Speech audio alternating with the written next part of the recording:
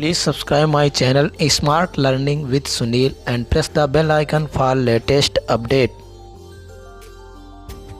नमस्कार दोस्तों, smart learning with Sunil channel में आपका स्वागत है। आज हम आपको बीएड प्रथम सेमेस्टर के प्रथम प्रश्न पत्र के शिक्षा के दार्शनिक परिप्रेक्ष्य के वस्तुनिष्ठ प्रश्नों के बारे में बताएंगे।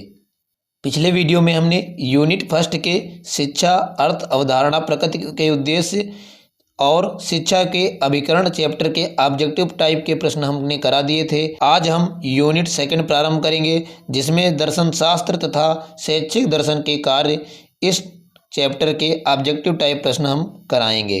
तो आओ देखते हैं। ऑब्जेक्टिव टाइप प्रश्न। पहला प्रश्न है, दर्शन ज्ञान का विज्ञान है या कथन है? अरस्तू का, सेलर्स का, फैक्टे का या फिर काम्टे का? तो जो दर्शन ज्ञान का जो विज्ञान है यह कथन दिया था फिक्टे जी ने, तो इसका सही जवाब ऑप्शन सी हो जाएगा। अगला प्रश्न है, शिक्षा का अर्थ अर्जित ज्ञान का सार्वभौमिक वितरण है। उक्त परिभाषा के लेखक हैं वार्ड, टैगोर, गांधी जी या फिर ब्राइटमैन। तो शिक्षा का जो अर्थ अर्जित ज्ञान का सार्वभौमिक वितरणकरण है, यह परिभाषा वार्ड जी ने दिया था, तो इसका सही जवाब ऑप्शन ए हो जाएगा। अगला प्रश्न है, शिक्षा एक प्रक्रिया है जो बालक की आंतरिक शक्तियों को बाहर प्रकट करती है। यह परिभाषा किसने दी थी? अरस्तू ने, फ्रावेल ने, स्ट्रेयर ने या फिर बीएन झा ने? तो ये परिभाषा फ्रावेल ने दिया था, तो इसका सही जवाब ऑप्शन बी हो जाएगा। अगला प्रश्न है, शिक्षा मनुष्य की आंतरिक शक्तियों का स्वाभाविक सर्वांगीण एवं प्रगतिशील विकास है। यह परिभाषा किस लेखक की है? सुकरात की, रॉबर्ट की, पेस्टोलॉजी की या फ्रावेल की? तो ये परिभाषा पेस्टोलॉजी ने दिया था, तो इसका सही जवाब ऑप्शन सी हो जाएगा। अगला प्रश्न है, शिक्षा दर्शन का कार्य दर्शन द्वारा प्रतिपादित सत्यों एवं सिद्धांतों को शैक्षिक प्रक्रिया के संचालन में करना है। संचालित करता है, प्रयोग है, प्रतिपादित है या उक्त सभी? तो शिक्षा दर्शन का जो कार्य है या दर्शन द्वारा प्रतिपादित सिद्धांतों को शैक्षिक प्रयोगों के द्वारा सिद्ध किया जाता है, तो इसका सही जवाब ऑप्शन बी हो जाएगा। अगला प्रश्न है, शिक्षा दर्शन शिक्षा से संबंधित विचार करता है समस्याओं पर, लेखों पर, दशाओं पर या फिर भावनाओं पर? तो शिक्षा दर्शन का जो शास्त्र है ये शिक्षा से संबंधित विचार समस्याओं पर करता है, तो इसका सही जवाब ऑप्शन ए हो जाएगा। अगला प्रश्न है, शिक्षा को उस समय तक फुर्सत नहीं है जब तक कि दार्शनिक प्रश्न हल नहीं हो जाते। ये परिभाषा किसने दी है? हर्बर्ट ने, रॉस ने, व्हाइट हेड ने या फिर डीवी ने? तो ये जो परिभाषा है ये हर्बर्ट जी ने दिया था, तो इसका सही जवाब ऑप्शन ए हो जाएगा।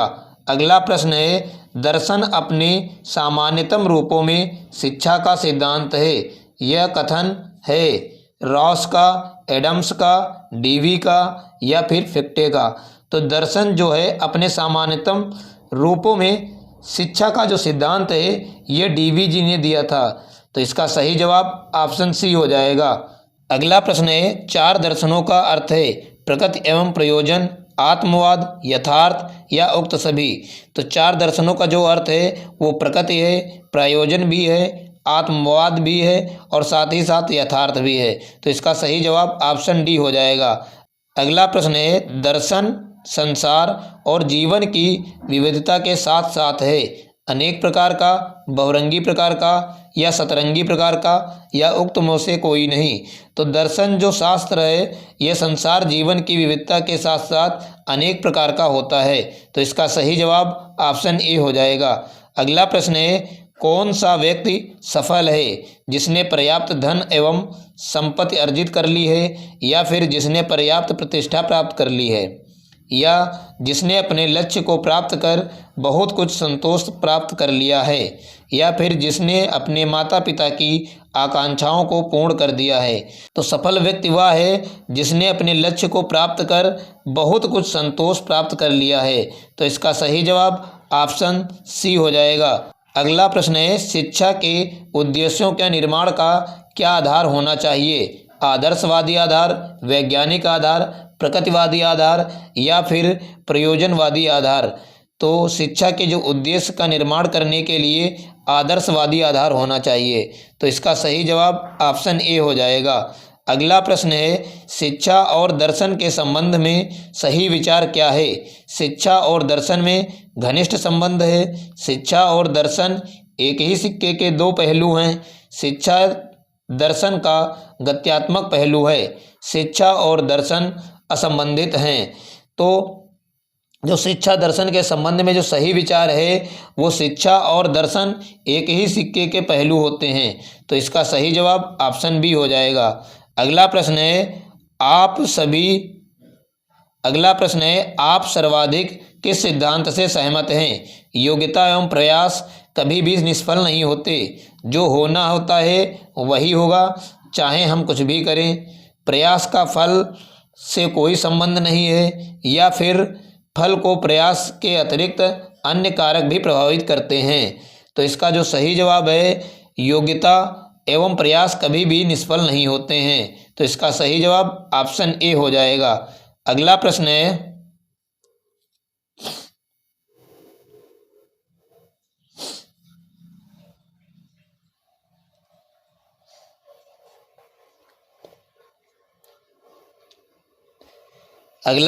प्रयासों के बावजूद भी जीवन में सफलता न मिलने पर आप क्या करेंगे?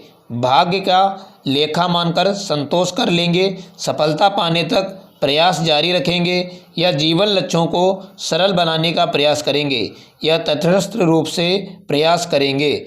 तो प्रयास के बावजूद भी अगर सफलता ना मिलती है तो जीवन लक्ष्यों को सरल बनाने का हम प्रयास करेंगे। तो इसका सही जवाब ऑप्शन सी हो जाएगा। अगला प्रश्न है, अवकाश प्राप्ति के बाद कौन लोग सुखी होते हैं? जिसके पास धन होता है, या जो स्वस्थ होते हैं वह सक्रिय रहते हैं, जो समय के साथ बदलते रहते हैं, या उपरोक्त सभी? तो अवकाश प्राप्ति के बाद वही लोग सफल होंगे जिसके पास धन होगा, जो स्वस्थ रहते होंगे, और जो समय के साथ बदलते भी रहते हैं। तो इसका सही जवाब ऑप्शन डी हो जाएगा।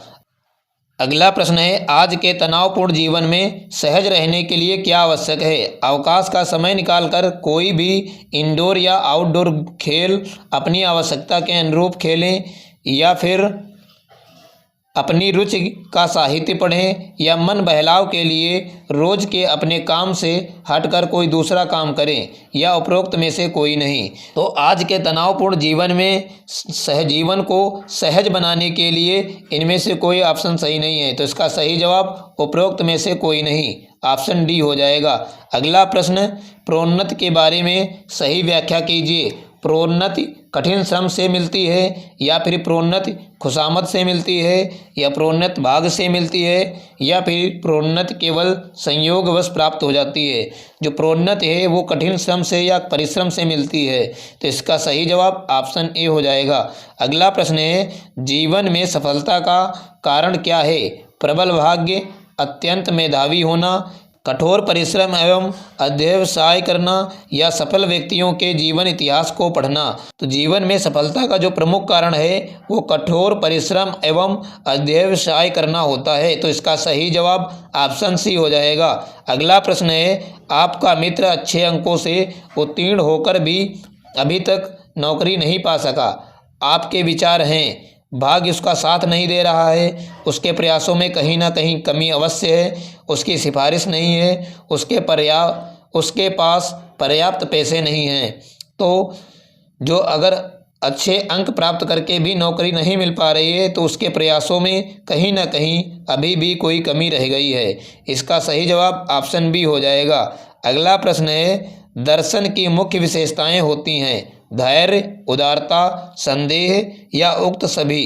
तो दर्शन की जो मुख्य विशेषताएं हैं वो धैर्य भी है, उदारता भी है, और संदेह भी है। तो इसका सही जवाब ऑप्शन डी हो जाएगा। अगला प्रश्न है, डेकार्टे ने दर्शन का अर्थ निम्न शब्दों में लिखा है। दर्शन का आरंभ संदेह से होता है, सत्य का परिणाम ही सत्य ज्ञान की प्राप्ति है, दर्शन का सर्वाधिक महत्वपूर्ण सत्य मैं हूँ, या उक्त सभी? तो जो डेकार्टे ने दर्शन का अर्थ बताया है वो दर्शन का आरंभ संदेह से होता है, ये भी सही है। सत्य का परिणाम ही सत्य की ज्ञान की प्राप्ति है, ये भी कथन सत्य है। और साथ ही साथ दर्शन का जो सर्वाधिक महत्वपूर्ण सत्य जो है वो मैं हूँ, ये भी कथन सत्य है। तो इसका सही जवाब ऑप्शन डी हो जाएगा। अगला प्रश्न है, दर्शन सार्वभौमिक मूल्यों को आलोचनात्मक विज्ञान है, यह विचार किसने दिया था? विंडलबैंड ने, प्लेटो ने, फिक्टे ने या फिर अरविंद ने? तो जो ये कथन है ये विंडलबैंड ने दिया था। तो इसका सही जवाब ऑप्शन ए हो जाएगा। अगला प्रश्न है, विज्ञान के समान दर्शन के अंतर्गत भी सुव्यवस्थित चिंतन के फलस्वरूप पहुँचे हुए सिद्धांत अंतर्दृष्टि होते हुए ये कथन किसने दिया था? सेलर्स का है, हॉकिंग्स का है, लेटन का है या फिर डुकासे का है? तो ये जो कथन है ये लेटन ने दिया था। तो इसका सही जवाब ऑप्शन सी हो जाएगा। अगला प्रश्न है, दर्शन शब्द का प्रयोग सर्वप्रथम किसने किया था? आर्किमिडीज ने, पाइथागोरस ने, बटलर ने या फिर रूसो ने? तो दर्शन शब्द का जो प्रयोग है सर्वप्रथम पाइथागोरस ने किया था। तो इसका सही जवाब ऑप्शन बी हो जाएगा। अगला प्रश्न है, दर्शन ज्ञान का विज्ञान है, ये कथन है फिक्टे का, हॉर्नी का, नन का या फिर हर्बर्ट स्पेंसर का?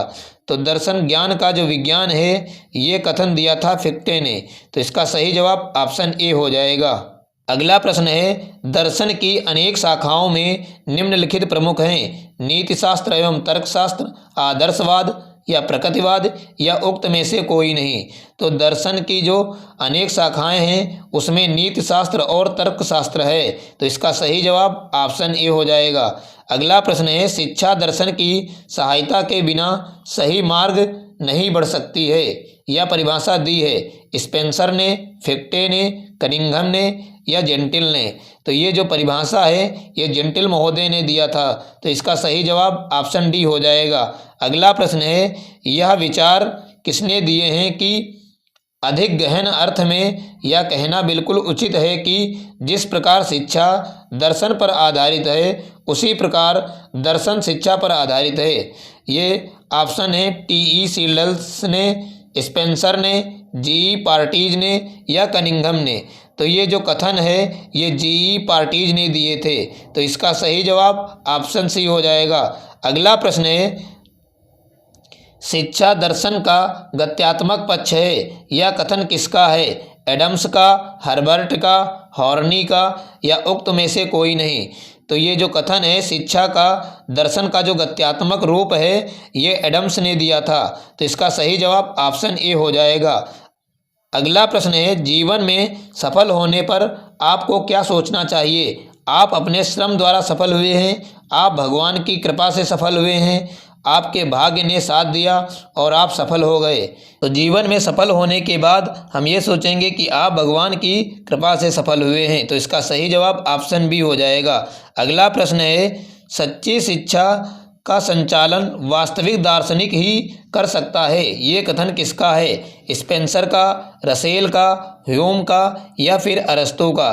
तो ये जो कथन है ये स्पेंसर ने दिया था। तो इसका सही जवाब ऑप्शन ए हो जाएगा।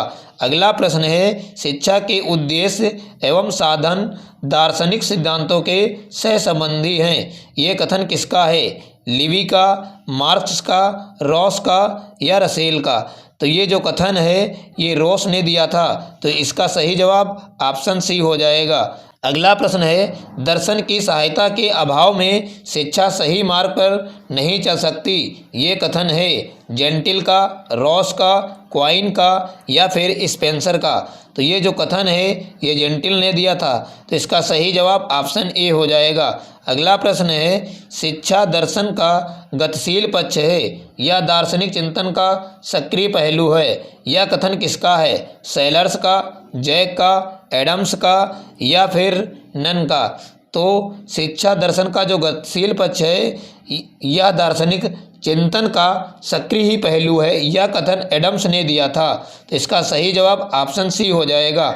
अगला प्रश्न है, दर्शन के अध्ययन के लिए दो ढंगों का प्रयोग संभव है, जैसे विचार विवरण करना, शुद्ध एवं प्रयुक्त रूप और साथ ही साथ तर्क एवं सौंदर्य या फिर इनमें से कोई नहीं?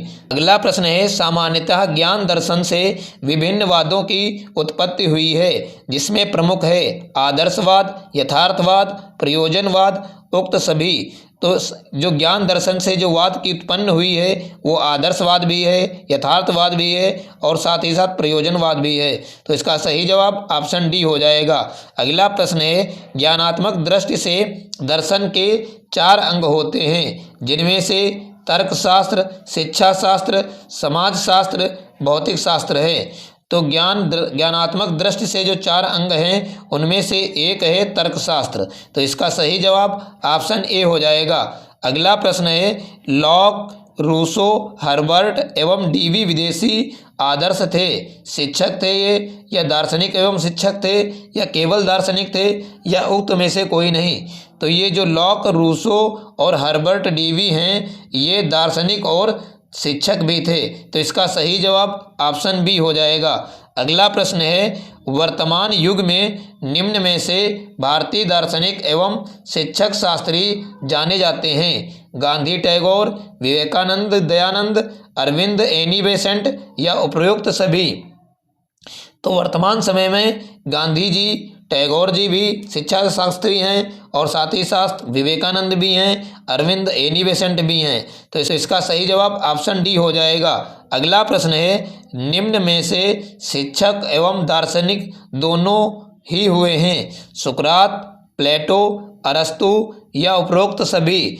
जो शिक्षक और दार्शनिक दोनों हैं वो सुकरात भी हैं, प्लेटो भी हैं, अरस्तु भी हैं। तो इसका सही जवाब ऑप्शन डी हो जाएगा। अगला प्रश्न है, कौन सा पाश्चात्य दार्शनिक संप्रदाय शिक्षा और दर्शन में सबसे अधिक घनिष्ठ संबंध मानता है, आदर्शवाद, फलवाद, यथार्थवाद, या फिर अस्तित्ववाद।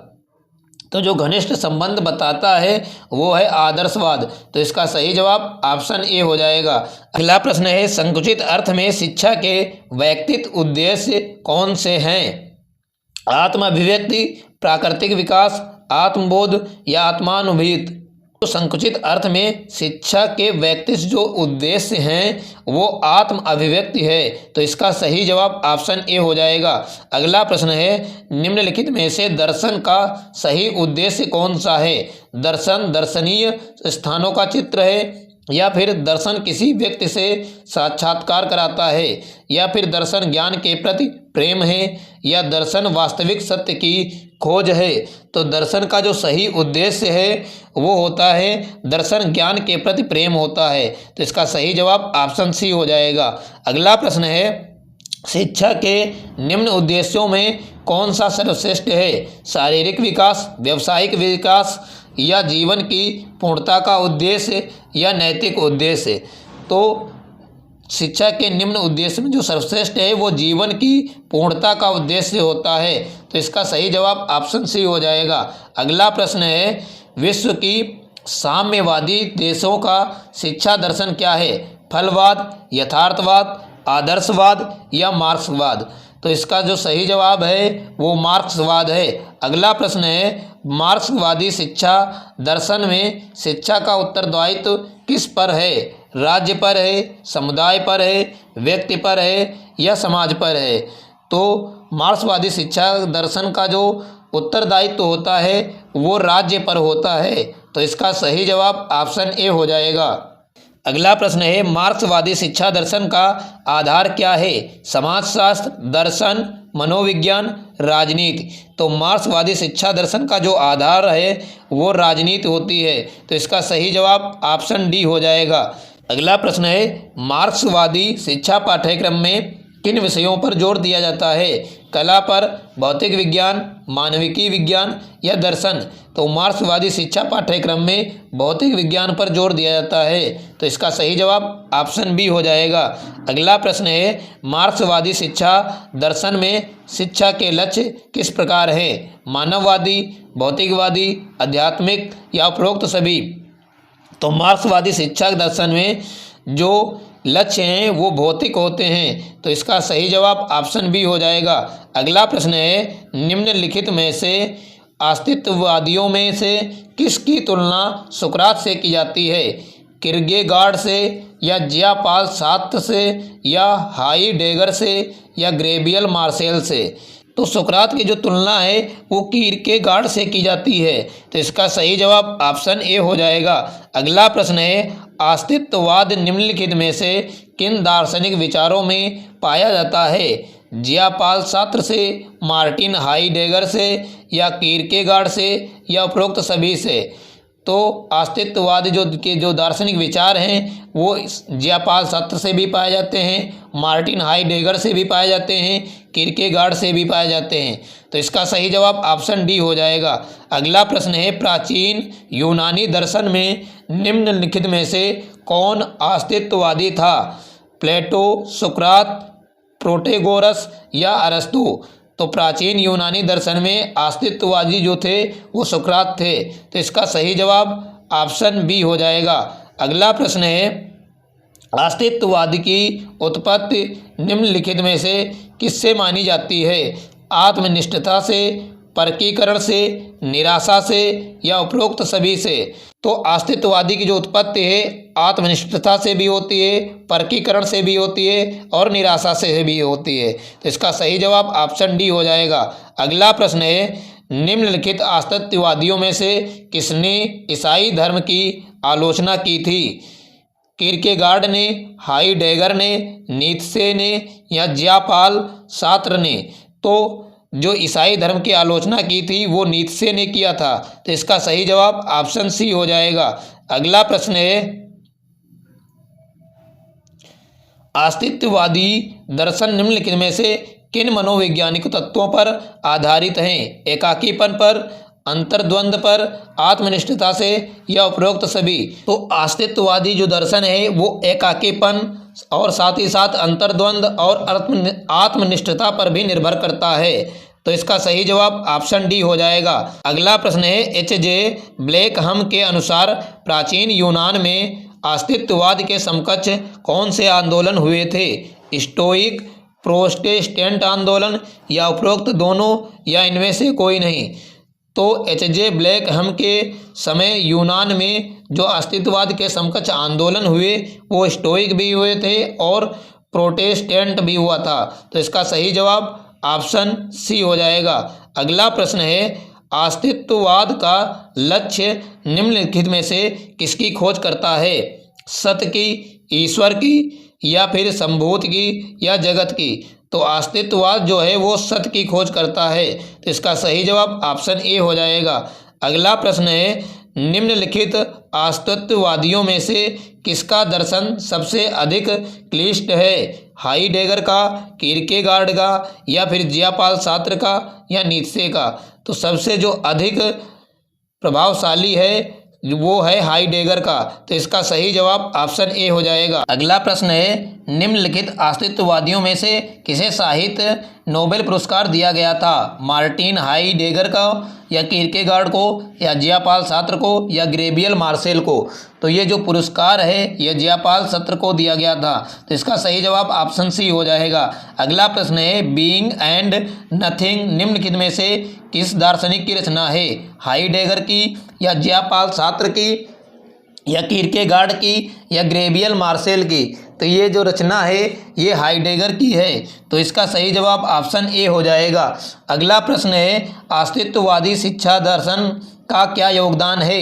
परिवेश का महत्व, आत्मगत ज्ञान, संपूर्ण विकास, या उपरोक्त सभी? तो अस्तित्ववादी शिक्षा दर्शन का जो योगदान है वो परिवेश का महत्व करना भी होता है, आत्मगत ज्ञान प्राप्त करना भी होता है, संपूर्ण विकास करना है। तो इसका सही जवाब ऑप्शन डी हो जाएगा। अगला प्रश्न है, शिक्षा में अस्तित्ववादी तथ्य क्या है? आंतरिक सत्य के साक्षात्कार, जैविक विकास, व्यावसायिक सफलता, या आध्यात्मिक विकास? तो जो शिक्षा में अस्तित्ववादी का जो तथ्य है वो आंतरिक सत्य का साक्षात्कार कराना होता है। तो इसका सही जवाब ऑप्शन ए हो जाएगा। अगला प्रश्न है, कंक्लूडिंग अनसाइंटिफिक पोस्ट स्क्रिप्ट निम्नलिखित अस्तित्ववादियों में किसकी रचना है? जियापाल सार्त्र की, कीरकेगार्ड की, या हाइडेगर की, या गैब्रियल मार्सेल की? तो ये जो रचना है ये कीरकेगार्ड की है। तो इसका सही जवाब ऑप्शन बी हो जाएगा। अगला प्रश्न है, man in the modern age निम्नलिखित में से किस दार्शनिक की रचना है? कार्ल जास्पर्सकी, सारेन कीरकेगार्ड की, या मार्टिन हाइडेगर की, या गैब्रियल मार्सेल की? तो ये जो रचना है ये कार्ल जास्पर्सकी है। तो इसका सही जवाब ऑप्शन ए हो जाएगा। अगला प्रश्न है, व्यक्त पदार्थों के विपरीत प्रकृति में निम्नलिखित में से धर्म पाए जाते हैं? अनाश्रित, सर्वव्याप्त, नित्य, या उपरोक्त सभी? तो जो व्यक्त पदार्थों के विपरीत जो हैं प्रकृति में अनाश्रित तत्व भी पाए जाते हैं, सर्वव्याप्त भी पाए जाते हैं और नित्य भी होते हैं। तो इसका सही जवाब ऑप्शन डी हो जाएगा। अगला प्रश्न है, निम्नलिखित में से कौन सा गुण गुरु, अवरोधक, उदासीन और अज्ञानमय है? रजस, सत्व, तमस, या उपरोक्त सभी? तो जो निम्नलिखित में से जो गुण है वो तमस है। तो इसका सही जवाब ऑप्शन सी हो जाएगा। अगला प्रश्न है, सांख्य दर्शन के अनुसार प्रकृति से उत्पन्न वस्तुओं में निम्नलिखित में से कौन सी विशेषताएं मिलती हैं? स्थूल, सावयवमय, या व्यक्त, या उपरोक्त सभी? तो जो विशेषताएं मिलती हैं वो स्थूल भी हैं, सावयव भी हैं और व्यक्त भी हैं। तो इसका सही जवाब ऑप्शन डी हो जाएगा। अगला प्रश्न है, सांख्य दर्शन में प्रकृति को निम्नलिखित में से नाम दिए गए हैं? अविद्या, माया, प्रधान, या उपरोक्त सभी? तो जो प्रकृति को जो नाम दिए गए हैं वो अविद्या भी है, माया भी है और साथ ही साथ प्रधान भी है। तो इसका सही जवाब ऑप्शन डी हो जाएगा। अगला प्रश्न है, सांख्य के अनुसार प्रकृति में निम्नलिखित में से कौन से गुण पाए जाते हैं? तमस, रजस, सत्व, या उपरोक्त सभी? तो सांख्य के जो अनुसार हैं वो तमस भी पाया जाता है और रजस भी पाया जाता है और साथ ही साथ सत्व भी पाया जाता है। तो इसका सही जवाब ऑप्शन डी हो जाएगा। अगला प्रश्न है, जगत के आदि कारण के रूप में प्रकृति निम्नलिखित में से कौन से नाम दिए हैं? शक्ति, जड़, प्रधान, या उपरोक्त सभी? तो प्रकृति के जो नाम दिए गए हैं जो शक्ति भी है, जड़ भी है और प्रधान भी है। तो इसका सही जवाब ऑप्शन डी हो जाएगा। अगला प्रश्न है, निम्नलिखित में से किस गुण का रंग रक्त लाल माना गया है? तमस का, रजस का, या सत्व का, या उपरोक्त सभी का? तो जो रजस है इसका जो रंग है वो लाल माना गया है। तो इसका सही जवाब ऑप्शन बी हो जाएगा। अगला प्रश्न है, गुणों के कारण संसार में निम्नलिखित में से कौन सा प्रभाव दिखलाई पड़ते हैं? उदासीनता, मोह, सुख दुख, या उपरोक्त सभी? तो गुण के अनुसार ये सभी संसार में दिखाई देते हैं। उदासीनता भी है और मोह भी दिखाई देता है, सुख दुख भी है। तो इसका सही जवाब ऑप्शन डी हो जाएगा। अगला प्रश्न है, संसार की वस्तुओं के कारण प्रकृति में निम्नलिखित में से कौन सी विशेषताएं मिलती हैं? सूक्ष्म, निरवयव, अव्यक्त, उपरोक्त सभी? तो संसार की वस्तुओं के कारण जो विशेषताएं जो मिलती हैं वो सूक्ष्म भी हैं, निरवयव भी हैं, अव्यक्त भी हैं। तो इसका सही जवाब ऑप्शन डी हो जाएगा। अगला प्रश्न है, सांख्य दर्शन के अनुसार दुखों के निम्नलिखित प्रकारों में से कौन से माने गए हैं? आदिदैविक, आदि भौतिक, आध्यात्मिक, या उपरोक्त सभी? तो जो सांख्य दर्शन के अनुसार जो दुख है वो आदि दैविक भी है, आदि भौतिक भी है और आध्यात्मिक भी होता है। तो इसका सही जवाब ऑप्शन डी हो जाएगा। अगला प्रश्न है, सांख्य दर्शन के अनुसार कार्यकरण में निम्नलिखित में से क्या संबंध होता है? असत्कार्यवाद, सत्कार्यवाद, उक्त दोनों, या इनमें से कोई नहीं? तो जो प्रमुख कारण है वो सत्कार्यवाद होता है। तो इसका सही जवाब ऑप्शन बी हो जाएगा। अगला प्रश्न है, निम्नलिखित में से किसका सिद्धांत ब्रह्म परिणामवाद कहलाता है? अद्वैतवाद का, विशिष्टता द्वैतवाद का, या सांख्य दर्शन का, या द्वैताद्वैत का? तो जो ब्रह्म परिणामवाद का जो सिद्धांत है वो विशिष्टता द्वैतवाद है। तो इसका सही जवाब ऑप्शन बी हो जाएगा। अगला प्रश्न है, सांख्य कारिका नामक पुस्तक का लेखक निम्नलिखित में से कौन था? नागार्जुन, कपिल, या ईश्वर कृष्ण, या शंकराचार्य? तो जो सांख्यकारिक जो पुस्तक है इसके लेखक ईश्वर कृष्ण हैं। तो इसका सही जवाब ऑप्शन सी हो जाएगा।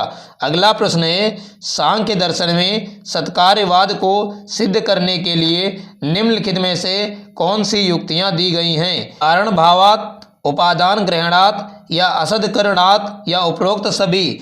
तो जो सांख्य दर्शन के सत्कार्यवाद का जो सिद्धांत है वो कारण भावात भी हैं, उपादान ग्रहणात भी है, असदकरणात भी है। तो इसका सही जवाब ऑप्शन डी हो जाएगा। अगला प्रश्न है, सांख्य दर्शन के अनुसार आत्मानात्मा में भेद न होने का प्रमुख कारण निम्नलिखित में से क्या है? अविद्या है, भवचक्र है, या बंधन है, या इंद्रिय पक्ष है। तो जो प्रमुख जो भेद है, जो कारण है इसका, वो अविद्या है। तो इसका सही जवाब ऑप्शन ए हो जाएगा। अगला प्रश्न है, कमेनियस की विचारधारा के अनुसार बालक को ज्ञान दिया जाना चाहिए ज्ञानेंद्रियों द्वारा, पुस्तकों द्वारा, अनुभव द्वारा, या उक्त में से कोई नहीं। तो कमेनियस के विचारधारा के अनुसार जो बालक को ज्ञान दिया जाता है वो ज्ञानेंद्रियों द्वारा होना चाहिए। तो इसका सही जवाब ऑप्शन ए हो जाएगा। अगला प्रश्न है, कमेनियस के अनुसार निम्न में से किस प्रकार ज्ञान प्राप्त किया जा सकता है? ज्ञान इंद्रियों द्वारा, तर्क द्वारा, देवी प्रकाशन के द्वारा, या उक्त में से कोई नहीं। तो कमेनियस के अनुसार जो ज्ञान प्राप्त किया जाता है वो ज्ञानेंद्रियों द्वारा है। तो इसका सही जवाब ऑप्शन ए हो जाएगा। अगला प्रश्न है, कमेनियस की आदर्शवादी विचारधारा निम्न धारणा पर निर्भर करती है। सत्य गुण तथा ईश्वर में विश्वास करना, प्रकृति में विश्वास करना, ब्रह्मांड में विश्वास करना, या स्वयं में विश्वास करना। तो कमेनियस के आदर्शवादी जो विचार हैं वो सत्य, गुण और ईश्वर में विश्वास करना होता है। तो इसका सही जवाब ऑप्शन ए है। अगला प्रश्न है, सत्य, गुण तथा ईश्वर में विश्वास प्रत्येक प्राणी में विद्यमान होते हैं। यह कथन है रूसो का, अरस्तु का, प्लेटो का, या कमेनियस का। तो ये जो कथन है ये कमेनियस ने दिया था। तो इसका सही जवाब ऑप्शन डी हो जाएगा। अगला प्रश्न है, कमेनियस ने हेरबोर्न विश्वविद्यालय से पूरी की थी शिक्षा, कार्य, धार्मिकता, या उनमें से कोई नहीं। तो कमेनियस ने हेरबोर्न विश्वविद्यालय से शिक्षा प्राप्त की थी। तो इसका सही जवाब ऑप्शन ए हो जाएगा। अगला प्रश्न है, शिक्षा का प्रयोजन महान लक्ष्य को प्राप्त करने में सहायता देना है। शिक्षा का यह उद्देश्य किसने परिभाषित किया था? प्लेटो ने, रूसो ने, या कमेनियस ने, या फिर पियाजे ने।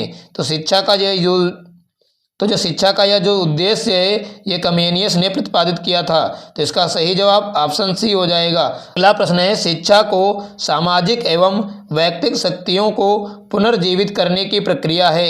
ये किसने कहा था, या यह परिभाषा शिक्षा के लिए किसने दी है? कमेनियस ने, रटके, या पियाजे ने, या गुड ने दिया था।